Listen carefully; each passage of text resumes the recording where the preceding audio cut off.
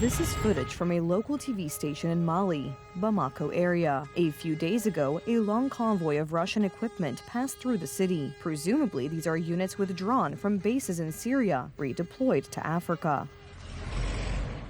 Russian activity in Mali increased after the French contingent withdrew from there 2 years ago. It is known that the military junta was supported by the so-called Wagner Group, that is, Russian mercenaries used by the Kremlin for unofficial interventions around the world. Despite reports that the head of Russia's Wagner mercenary group was killed, residents and analysts say that likely won't change Russia's approach or interest in the region where it's wanted to expand its influence. The main reason is the vast gold deposits that Putin is taking control of. Russian dominance is based on the principle of military support in exchange for a share of bullion mining.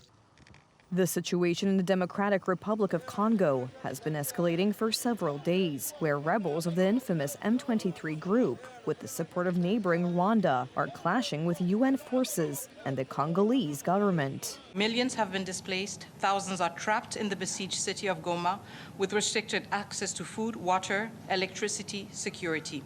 Countless lives have been lost. Enough is enough. Rwanda cannot be allowed to continue to act with impunity. This is the biggest escalation of the conflict in more than a decade, in which the Congolese authorities are trying to destroy the rebels, mainly National Army deserters who have joined the war criminal General Bosco Ntaganda. The rebels were defeated by UN forces in 2013, and now, with the support of Rwanda, they have launched a new offensive. It really seems that the M23 is more equipped to sort of maintain these sustained military activities. That's at least what I can see from the different sources I come across.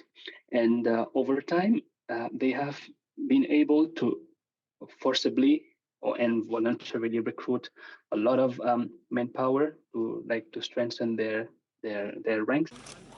Where do they get their equipment from? That's a mystery for today, but it's not impossible that Russia has indirectly meddled in this. At least 13 UN soldiers have been killed in clashes in recent days. Peacekeepers are withdrawing in chaos. Congolese army soldiers are deserting en masse and fleeing to Rwanda, which officially supports the rebels.